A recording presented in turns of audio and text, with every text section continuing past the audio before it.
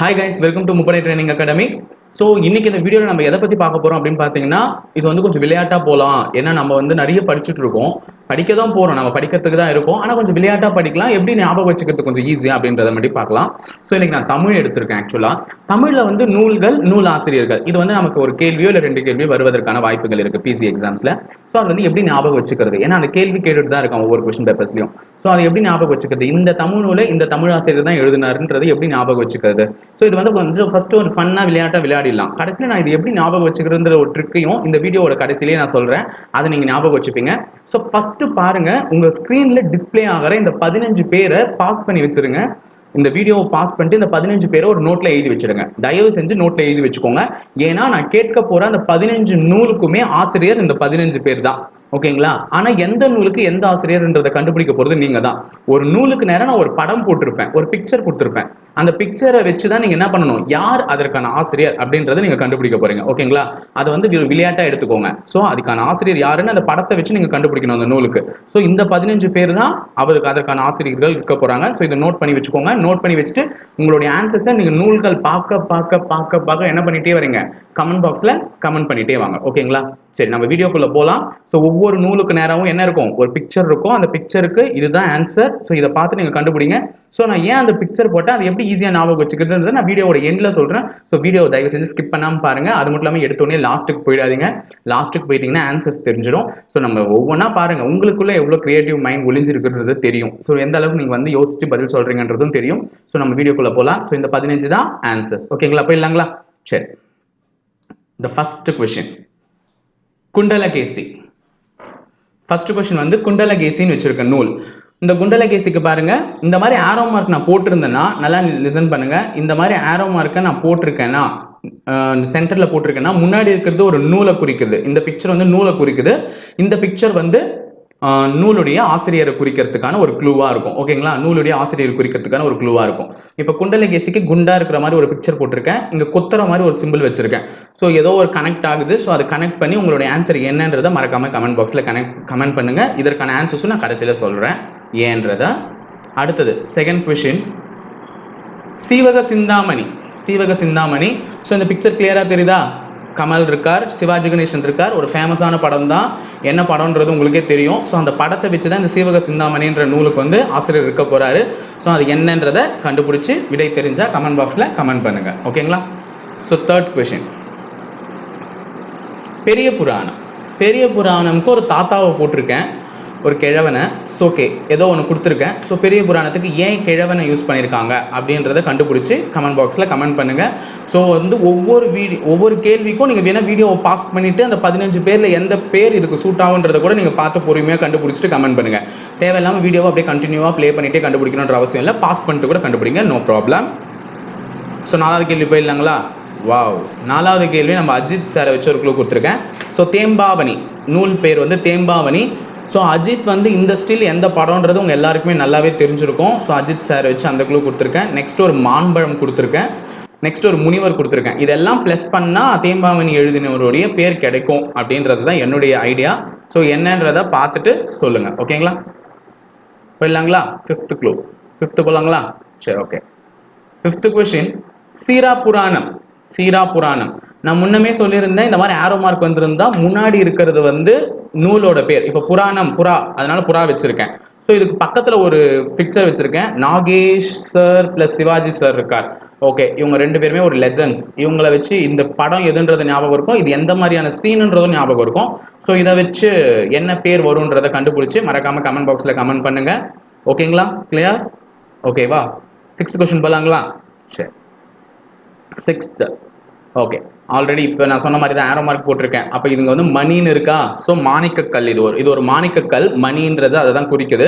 So அதுக்கு நேராக நான் ஏன் பாம்பு போட்டிருக்கேன்னு தெரியல. ஓகேங்களா? உங்களுக்கு தெரிஞ்சா ஆன்சர் கமெண்ட் பாக்ஸில் கமெண்ட் பண்ணுங்க. அந்த 15 பேரில் தான் இருக்க போது ஒரு நாகம் படம் போட்டிருக்கேன். இந்த நாகம் ஏன் வந்திருக்குன்றதை கண்டுபிடிச்சி கமெண்ட் பாக்ஸில் மறக்காம கமெண்ட் பண்ணுங்க. பார்க்கலாம் எத்தனை பேர் கரெக்டாக கமெண்ட் பண்ணுறீங்கன்னுட்டு. 6th. 7th போலாங்களா? ஓகே. 7th question, Thirikadugam. கடுகு, திரிகடுகம் இருக்குல்ல, கடுகு, அதனால கடுகு போட்டிருக்கேன். ஓகேங்களா, கடுகு தான் நம்ம நார்மலா சமையலுக்கு யூஸ் பண்ற கடுகு தான். ஆனா வெரி குட், நல்லது, ஏதோ நல்லது சிம்பிள் காமிக்கிற மாதிரி போட்டிருக்கேன், ஏன்னு தெரியல. ஸோ அதுக்கு ஏரோ மார்க் கொடுத்துருக்கேன். ஸோ நூலோட பேர் வந்து ஏதோ வெரி குட், நல்லது நடக்க போகுது. ஸோ அது என்னன்றதை கண்டுபிடிச்சு மறக்காம கமெண்ட் பாக்ஸ்ல கமெண்ட் பண்ணுங்க. இந்த திரிகடுகம் உங்களுக்கு கொஸ்டின் பேப்பர்லயும் நிறைய முறை கேட்டிருக்கான். ஓகேங்களா, கமெண்ட் பண்ணுங்க. அடுத்த கொஸ்டின், ஏலாதி. ஏலாதி, ஏலா அப்படின்னும் போது ஏலக்காய், ஏலானாலே ஏலக்காய் எல்லாருக்கும் நல்லா ஞாபகம் இருக்கும். ஸோ அந்த ஏலக்கான்ற ஒரு நூலை தான் எழுதினவருக்கு மாம்பழம் போட்டிருக்கேன், மேன்ற ஒரு படம் போட்டிருக்கேன், நெக்ஸ்ட் குரங்கு தாவரம் மாதிரி சிம்பிள் போட்டிருக்கேன். இதுவும் உங்களுக்கு கேட்டிருக்க கொஸ்டின் தாங்க, எக்ஸாம் கொஸ்டின் பேப்பர்ல கேட்ட கொஸ்டின்ஸ் தான். ஸோ ஒரு மாம்பழம், மே, ஒரு குரங்கு தாவரம் மாதிரி சிம்பிள் போட்டிருக்கேன். இதற்கு யார் நூலாசிரியர்ன்றதை மறக்காம கமெண்ட் பண்ணுங்க. ஸோ 9th கொஸ்டின் போலாங்களா? 9th question, Meenakshi Ammai Pillai Tamil.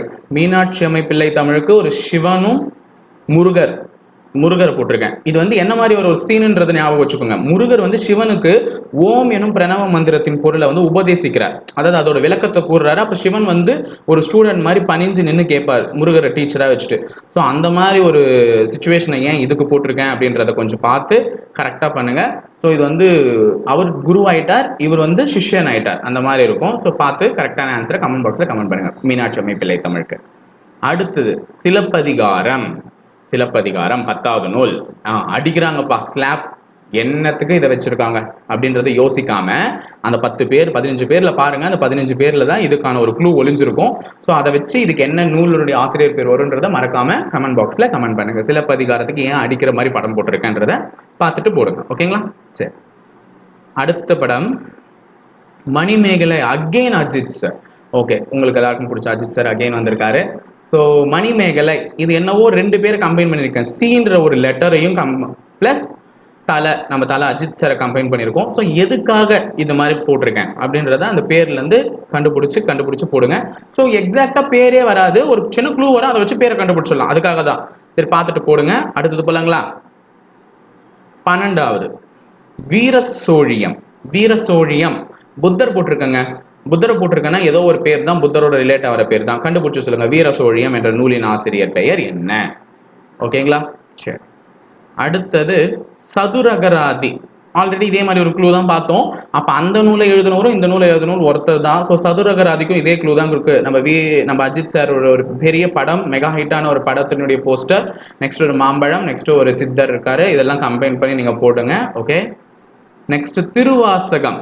திருவாசகத்துக்கு again ஒரு மாணிக்க கல் போட்டிருக்கேன், யாரோ ஒருத்தர் மியூசிக் பிளே பண்றாரு, மியூசிக் வாசிக்கிறாரு, அது போட்டிருக்கேன். ஓகே, ஏதோ ஒன்று பியானோ வாசிக்கிறவர் போட்டோ போட்டிருக்கேன்.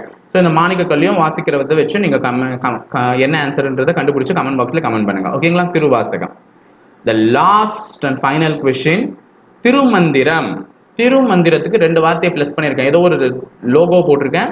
ஸோ அதில் ஏதோ ஒரு லெட்டர் இருக்கு, எழுத்து, அது என்னன்றதை படிங்க. அதை படிச்சுட்டு இந்த வார்த்தை என்னன்றதை கண்டுபிடிச்சு சேர்த்தீங்கன்னா மேபி திருமந்திரத்தினுடைய ஆசிரியர் பெயர் உங்களுக்கு கிடைக்கும். ஓகேங்களா, 15 ஆசிரியர்கள் பேரும் வந்து கிடைச்சிருச்சு. இப்போ 15 ஆசிரியர்கள் பேரையும் நீங்க வந்து எழுதி வச்சிருந்தீங்கன்னா அது வந்து யார் யார் எந்தெந்த நூலை எழுதினாங்கன்றதை கண்டுபிடிங்க. ஓகேங்களா, கண்டுபிடிச்சு ஆன்சர் பாக்ஸை கமெண்ட் பாக்ஸ்ல கமெண்ட் பண்ணுங்க. ஸோ இதற்கான விடைகளை நான் ஏன் க்ளூ வச்சேன், இந்த க்ளூ எதுக்கு வச்சேன்றதை இப்போ நான் சொல்றேன், வேகமா பார்த்துக்கோங்க. ஸோ ஈஸியாக ஞாபகம் வச்சுக்கலாம். என்னைக்குமே இந்த 15 ஆசிரியர்கள் பேரும் உங்களுக்கு மறக்க கூடாதுன்றதுக்காக தான் இந்த வீடியோ. ஸோ இது வந்து ரிஸ்க் எடுத்து தனியெல்லாம் படிக்கணும்னு இல்லை, இப்போ படிச்சுட்டா இதோட சரி, அவ்வளோதான். ஓகே, அந்த 15 ஆப்ஷன்ஸ்லேருந்து பார்த்து நீங்கள் கண்டுபிடிச்சிருப்பீங்க. ஸோ இப்போ பார்த்துக்கலாம் ஏன் இந்த க்ளூ வச்சேன், எதுக்காக இதை வச்சிருக்கேன்றதை ஃபர்ஸ்ட் பார்க்கலாம். ஸோ குண்டலகேசியின் ஆசிரியர் பேர் என்னன்னு பார்த்தீங்கன்னா நாதகுத்தனார். ஓகேங்களா, நாதகுத்தனார் தாங்க குண்டலகேசியின் ஆசிரியர் பேர். எத்தனை பேர் கரெக்டாக கண்டுபிடிச்சிருக்கீங்களோ ஸோ எல்லாருக்குமே வாழ்த்துக்கள். இங்கே பாருங்க, குண்டா ஒரு பையனை போட்டிருக்கேன். ஸோ குண்டா இருக்கவங்க குத்தனா நம்ம தாங்க மாட்டோம், அதுக்கு தான் இந்த குத்துன்ற சிம்பிள் வச்சிருக்கேன். ஸோ குண்டா இருக்கவங்க குத்தனா நம்ம தாங்க மாட்டோம், ஸோ அடிபட்டாலே வலிக்கும். அப்போ குண்டுனாலே என்ன ஞாபகம் வச்சுக்கோங்க, குத்துறதுன்னு ஞாபகம் வச்சுக்கோங்க. அப்போ குத்தனார், நாத குத்தனார் அப்படின்ற மாதிரி ஞாபகம் வரும். இல்லைன்னா குத்தனாங்கன்னு வச்சுக்கோங்க, கொயின்ஸ் காதுல சவுண்ட் கேட்கலாம், அது ஒரு நாதம் தானே, அப்படி கூட ஞாபகம் வச்சுக்கோங்க. குத்தனா சவுண்டு நல்லா கேட்கும், நாத குத்தனார். ஓகேங்களா, குண்டா இருக்கவங்க குத்தனா தாங்க மாட்டோம். ஸோ இந்த பேரை ஈஸியாக ஞாபகம் வச்சுக்கலாம், குண்டுனா குத்து. ஓகேங்களா, அடுத்தது சீவக சிந்தாமணி. இந்த நூலை இயற்றியவர் வந்து யாருன்னு பார்த்தீங்கன்னா திருத்தக்க தேவர். திருத்தக்க தேவர். அதுக்கு தான் நான் தேவர் மகன் படம் போட்டோ வச்சிருந்தேன். ஸோ லாஸ்டா தேவர்னு முடியறதுனால ஸோ அந்த படத்திலுடைய கான்செப்டே வந்து ஒரு வில்லேஜ் கான்செப்ட். அவங்க சீவிடுறா, தலையை சீவிடுறா அப்படின்னு தான் சொல்லுவாங்க. ஸோ சீவக, சீவு, தலைய சீவுன்னு வந்து சிவாஜி வந்து கமல் கிட்ட சொல்லுவாரு. ஸோ சீவக சிந்தாமணிக்கு வந்து சீவுனா தேவர். ஸோ சீவுனாலே என்னன்னு வரணும், தேவர் மகன் படம் ஞாபகம் வரணும். ஸோ சீவுனா தேவர், திருத்தக்க தேவர் அப்படின்றத ஈஸியா ஞாபகம் வச்சுக்கலாம். ஒரு க்ளூ தான். ஓகேங்களா. அடுத்தது பெரிய புராணம். கிழவனை போட்டிருக்கங்க. ஸோ இந்த நூலை எழுதுனவர் பேர் என்னன்னா சேக்கிழார். ஓகேங்களா, சேக்கிழார். இங்க பாருங்க, கிழார், கிழார்னாலே என்ன, கிழவன், வயதானவர். ஸோ நம்ம வயசானவங்கலாம் பெருசு பெருசுன்னு தானே கிண்டல் பண்ணுவீங்க. அப்ப பெரிய புராணம்னா அது வந்து பெரிய புராணம், பெருசு, ஒரு கிழவர் தான் எழுதிருக்கணும். அப்ப பேர் என்னது, சேக்கிழார். அப்ப பெரிய புராணம் என்ற நூலை இயற்றியவர் யாருன்னா சேக்கிழார் அப்படின்றது ஞாபகம் வந்துடும். ஓகே. தேம்பாவணி. தேம்பாவணி நூலை எழுதியவர் என்னன்னு பாத்தீங்கன்னா வீரமாமுனிவர். ஓகேங்களா. அதனாலதான் ஒரு முனிவர் போட்டோ, ஒரு மாம்பழம் போட்டோ, வீரம் படம் போட்டோ வச்சிருக்கேன். ஸோ வீரமாமுனிவர் இதெல்லாம் சேர்த்தா தேம்பாவணி கிடைச்சிடும்.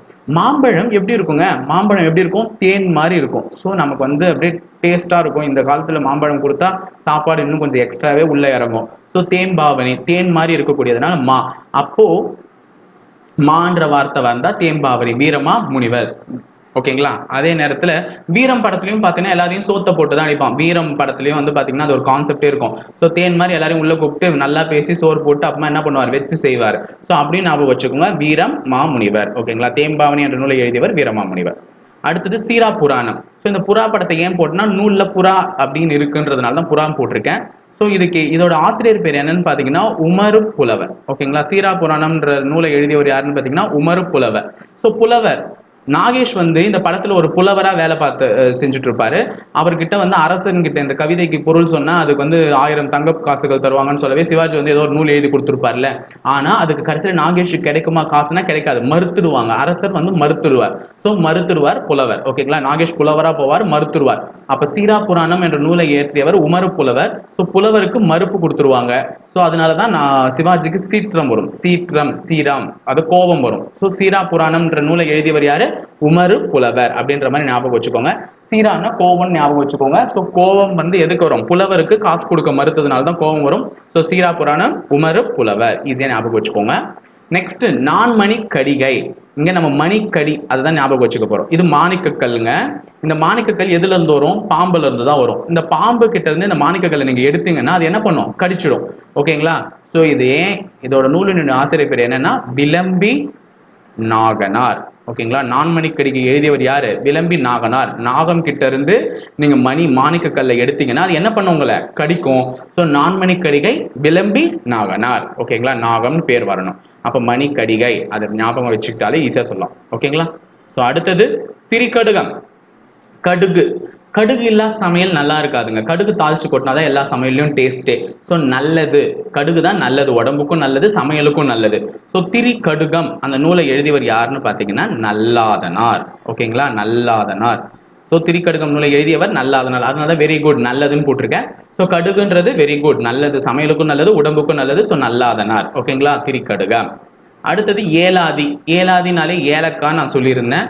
ஸோ இந்த நூலை எழுதியவர் யாருன்னு பாத்தீங்கன்னா மாம்பழம் வச்சிருக்கேன். ஸோ மாம்பழத்தை கனின்னு சொல்லலாம். கனி, மே வந்து மே, கனி மே, குரங்கு தாவர மாதிரி போட்டிருக்கேன். ஸோ மேதாவியார், கனி மேதாவியார். ஓகேங்களா. கனி மேதாவியார் தான் ஏலாதி என்ற நூலை எழுதியவர். ஸோ ஏலக்காய் எப்படி வாசமா இருக்குமோ அதே மாதிரி மாம்பழமும் வாசமா இருக்கும். பழுக்க பழுக்க வாசனை அதிகமா வரும். அதே நேரத்தில் மே மாசம் தான் மாம்பழம் அதிகமா கிடைக்கும். ஓகேங்களா. கனி மே. நம்ம மாம்பழத்தை பார்த்த உடனே தாவி போய் எடுப்போம்ல. ஸோ ஓகேவா, எல்லாமே இதை வச்சு ஞாபகம் வச்சுக்கோங்க. ஏலக்காய் எப்படி வாசமா இருக்கும் அதே மாதிரி எதிர் வாசமா இருக்கும் மாம்பழம். ஸோ மாம்பழத்தை கனின்னு சொல்லுவோம். மாம்பழம் எப்போ அதிகமாக சீசன் கிடைக்கும், மே மாசம். மே மாசத்துல தாவி போய் எடுப்போம். ஸோ கனி மேதாவியார், ஏலாதி. ஓகேங்களா. அடுத்தது 8th மீனாட்சி அம்மை பிள்ளை தமிழ். பிள்ளை அப்படின்னு ஞாபகம் வச்சாலே சிவனுக்கு முருகர் பிள்ளை. முருகர் பிள்ளை அவர்கிட்ட இருந்து தானே சிவன் கத்துக்கினாரு டீச்சரா. அப்ப இந்த முருகர் என்ற அந்த பிள்ளை வந்து ஒரு குருவா மாறி இருக்கார். சோ முருகருக்கு இன்னொரு பேர் என்ன, குமரன். ஓகேங்களா. முருகருக்கு இன்னொரு பேர் குமரன். அப்ப குமரன் குருவா மாறி இருக்காரு யாருக்கு, சிவனுக்கு. அப்ப இந்த மீனாட்சி அம்மை பிள்ளை தமிழ் எழுதுனது யாருன்னு பாத்தீங்கன்னா குமர குருபரர். குமரன் வந்து குருவா மாறினாரு. ஸோ குமர குருபரர். மீனாட்சி அம்மை பிள்ளை தமிழ். ஸோ பிள்ளை மீனாட்சிக்கு பிள்ளை யாரு? மீனாட்சிக்கு பிள்ளையும் முருகர் தான். மீனாட்சியும் சக்தியின் வடிவம் தானே. ஸோ மீனாட்சிக்கும் பிள்ளையும் முருகர் தான். அப்போ முருகர் தான் வந்து குருவா இருக்கணும். ஸோ குமர குருபரர் அப்படின்றத ஞாபகம் வச்சுக்கோங்க. அதுக்காக தான் அந்த பிக்சர் போட்டிருந்தேன். சிலப்பதிகாரம். சிலப்பதிகாரத்தை எழுதுனது யாருன்னு எல்லாருக்குமே தெரியும்.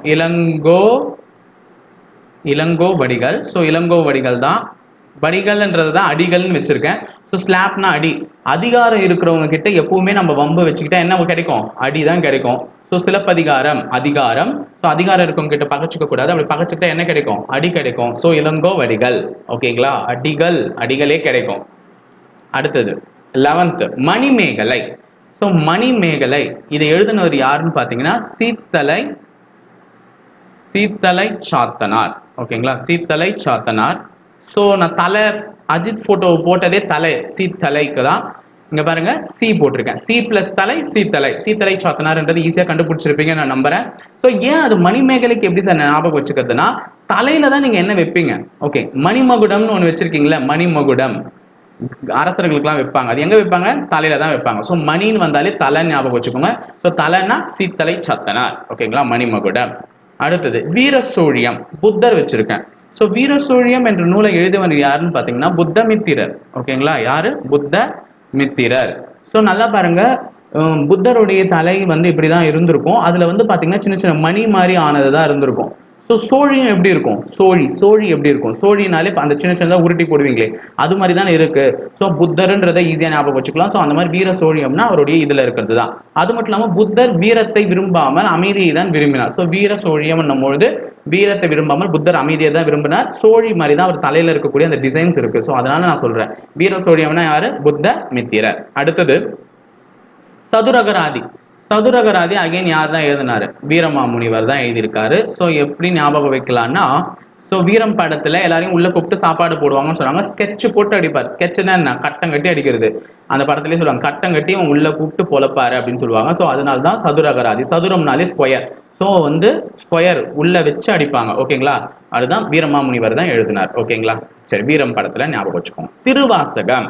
திருவாசகம் அப்படின்னா வாசகம்னாலே எதானா ஒன்று பார்த்து தான் வாசிப்பாங்க. ஸோ வாசகம்னாலே வாசின்னு தான் வரப்போகுது. ஸோ யாருன்னு பார்த்தீங்கன்னா மாணிக்க வாசகர். மாணிக்கக்கல் அது போட்டிருக்கிறது அதுக்கு தான் மாணிக்க வாசகர். ஓகேங்களா? மாணிக்க வாசகர். வாசகர் ரெண்டுத்துலையுமே சேமா இருக்கணும். வாசகர் மாணிக்க வாசகர். அடுத்தது திருமந்திரம். லாஸ்ட் மந்திரம் சொல்லணும் அப்படின்னு பார்த்தீங்கன்னா மூலம் இருக்கணும். மூளை இல்லைன்னா மந்திரம் என்ன சொன்னாலும் மண்டையில நிற்காது. ஸோ திருமூலர். ஓகேங்களா? திருமந்திரத்தை ஏற்றவர் திருமூலர். திரு பிளஸ் மூளை அதான் போட்டிருக்கேன். திருமூலர். ஸோ மந்திரம் சொல்லணும்னா மூளை இருக்கணும். ஓகேங்களா? சரி இது ஒரு ஃபன்னா எடுத்துக்கோங்க. ஓகே இப்போ இந்த 15 நூல்களுடைய ஆசிரியர் பேரும் உங்களுக்கு கொஞ்சம் ஞாபகம் இருக்கும்னு நான் நம்புறேன். ஸோ இது பிடிச்சிருந்தா சொல்லுங்க கமெண்ட் பாக்ஸ்ல மறக்காம கமெண்ட் பண்ணுங்க. இதே மாதிரி நம்ம எடுத்துட்டு போகலாம். இல்லை இது பிடிக்கலன்னா சார் இன்னும் கொஞ்சம் வேற மாதிரி ட்ரை பண்ணிங்கனாலும் நம்ம வேற மாதிரி ட்ரை பண்ணலாம். ஆனால் இது கொஞ்சம் ஈஸியா இருக்கும்ன்றதுக்காக தான் இது ஒரு முயற்சி. ஸோ இது பிடிச்சிருந்தா தயவு செஞ்சு கமெண்ட் பாக்ஸில் கமெண்ட் பண்ணுங்க. உங்களுடைய ஆதரவு எப்படி இருக்குன்றதை தெரிஞ்சுக்கிட்டு தான் இதை மேலும் வளர்க்கலாமா இல்லையான்றதை நாங்கள் முடிவு பண்ணணும். ஸோ இந்த வீடியோ பிடிச்சிருந்தா லைக் பண்ணுங்க, ஷேர் பண்ணுங்க, கமெண்ட் பண்ணுங்க. உங்கள் டவுட்ஸையும் கமெண்ட் மறக்காம பண்ணுங்க. உங்கள் ஃப்ரெண்ட்ஸ்க்கும் இந்த வீடியோவை ஷேர் பண்ணுங்க. எல்லாருமே பார்த்து பயனடையட்டும். ஸோ தமிழுக்கும் இது மாதிரி மென்மேலும் வீடியோங்கள் நாங்கள் போட போகிறோம். ஸோ எல்லாத்தையும் பார்த்து என்ஜாய் பண்ணுங்க. தேங்க்யூ.